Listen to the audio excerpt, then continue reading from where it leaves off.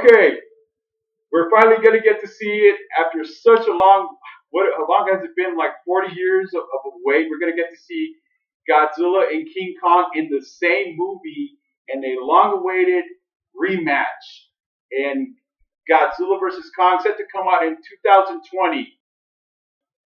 Before that, we're going to get to see also Godzilla, now known as the Godzilla 2 King of Monsters. I wish they really would have come up with a much more original name, but I guess that's the best they got. Hopefully the movie's better than that. But than the title anyways. Okay, Kong.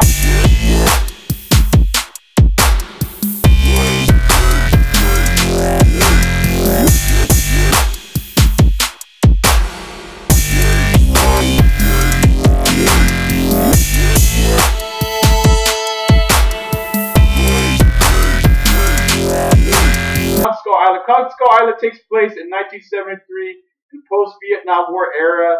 A expedition goes to this mysterious island known as, you guessed it, Kong Skull Island. We all know, right? Not like we don't know.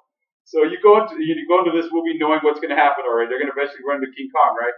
Okay, this movie, they go to the island, they start dropping bombs. King Kong shows up in the first 15 minutes of the film. He doesn't like it, and it looks pretty awesome.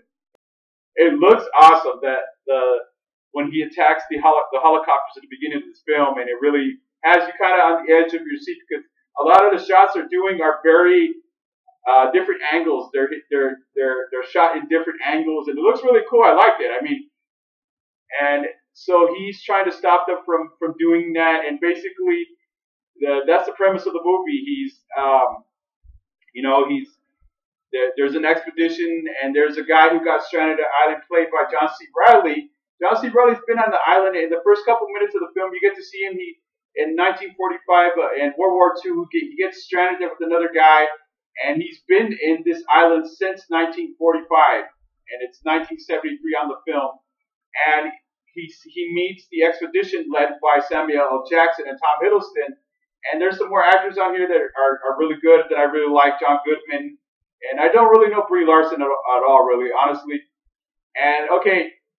As far as the actors go, the actors tend to really get overshadowed a lot by the monster action on this film. So the actors don't really have there's no backstory, there's no real motivation for them being there. They're just there to, I don't know, just to have an island adventure and to have human characters on the movie because they really don't have, they really add up to nothing. It doesn't really add up to anything. As usual, John Goodman and Samuel Jackson and even John C. Reilly really they're the scene stealers in this whole movie because Brie Larson, she just takes pictures and that's pretty much it. She's a reporter, she's a photographer, she's taking pictures and that's all she really does on this movie. She's just a blonde chick for King Kong to fall in love with and save with this movie. And Tom Hiddleston's character, he has like a little bit of a backstory, not much going on there. He's such a great actor. I just kind of think he's really wasted on this movie. He plays just your regular standard action hero, kind of like a maybe more kind of like a little bit like a cross between Nicolas Cage's role on National Treasure and Indiana Jones. That's all he really is. There's no real motivation for him at all in this movie. There's not really any motivation for anybody on this movie. I mean, Samuel Jackson, he wants to destroy King Kong. He wants to stop him, and that's basically it. We're not here to see human characters. We are here to see Kong destroy stuff, and he does do it, and he does it well. And as far as the design of King Kong, he looks pretty awesome, and I kind of think he kind of should have had a little bit more muscle on him. And King Kong has different opponents on this. There's a couple new monsters on this film, the skull crawlers that are populate the island because the natives on the island and King Kong is trying to keep from these skull crawlers from coming out of their underground home, and that's basically why he attacked the helicopters on the beginning of this film, and he's trying to make sure there's no noise being made for these monsters to come out and start devouring people, and King Kong he has it. What I really liked about King Kong in this movie, I didn't necessarily like the whole design because, like I said, he could have been a little bit more muscular in that kind of area, but he looks very convincing. It looks It just basically looks like a giant Caesar from Planet of the Apes, 100-foot ape, and it looks pretty awesome. He looks real, and the CGI effects on this movie. There's a lot of shots on the movie, especially the beginning battles with the helicopters when he starts attacking the helicopters. It looks like there's a lot of long range side angles being shot with the CGI, of course. The CGI looks pretty good on this movie. It's convincing. I honestly think King Kong looks like a real 100-foot ape, and the monsters look real as well. And he has a fight with a giant octopus on this movie, because you guys know that those of you who have seen King Kong versus Godzilla, that he also has a fight with the giant octopus on that movie, and he has it for lunch, and it looks pretty awesome. I really thought King Kong. Overall, my whole opinion about Kong Skull Island, it's not the best. Do I think it's better than Godzilla 2014? No, but it definitely delivers on the excitement. It definitely King Kong looks awesome on this movie. He really once he gets on the screen, you forget about the people who even exist. He commands attention. So King Kong Skull Island, I give this movie an 8 out of 10, because King Kong, when he does come on the screen, he ignites the screen with a lot of excitement. You're on the edge of your seat. It looks pretty awesome, and there's a lot of stuff, especially at the end battle he has with the giant skull crawler.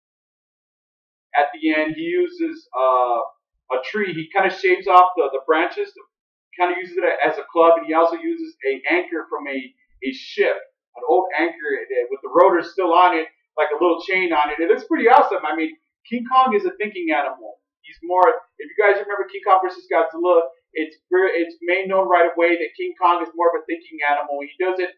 He has a little bit more of a brain. Okay, he's aware of what. That's why his ingenuity in fighting his opponents on this movie is pretty awesome. So he's more of a thinking animal. Godzilla's a little bit has lesser intelligence. So it kind of lets you know right away that King Kong.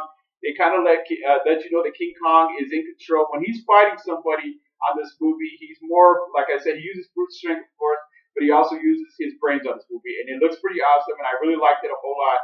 But as far as the other, the human cast of the movie, it's just really a lot of hollow people that just don't really mean anything. So, okay, as far as Kong Skull Island, if I think, do I think that Kong had more screen time than Godzilla did on the 2014 movie for Legendary Pictures? Yes, he did. I think you probably see King Kong on here more often than you saw Godzilla on the 2014 reboot by Legendary Pictures. But I think Godzilla overall is the better film from 2014 than Kong Skull Island in this movie. And I really think that it just looks it's just a lot better storytelling, probably a little bit better characters on that movie. And okay, all right, okay. As far as I'm concerned, this movie there's an end credits scene where you see Godzilla, King Ghidorah, Mothra, Rodan, and the Budos. Actually, by the way, and and you hear Godzilla's roar at the end of the end credits scene. Of course, he's showing Tom Hiddleston and Brie Larson these little kind of like a slideshow of these creatures. The King Kong is not the only monster. If you guys remember in Godzilla 2014 as well, they made it known that Godzilla was not the only giant monster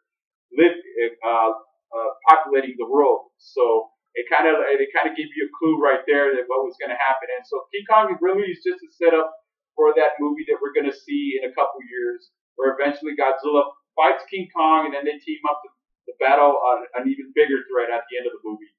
And okay, and what do I think? Who do I think should win? I definitely think Godzilla should win, because Godzilla's got on size and strength and powers. He's just way too much for King Kong. But then again, they'll probably give King Kong some kind of advantage of some kind of power or something. Because that's basically at the time when King Kong versus Godzilla came out, it was inspired by the original 1933 Universal film. But I think we're going to see a decisive winner. And my money's definitely on Godzilla, because Godzilla is the best. Godzilla is the king of monsters. And King Kong's just kind of like a little filler monster for him to beat up. So, okay.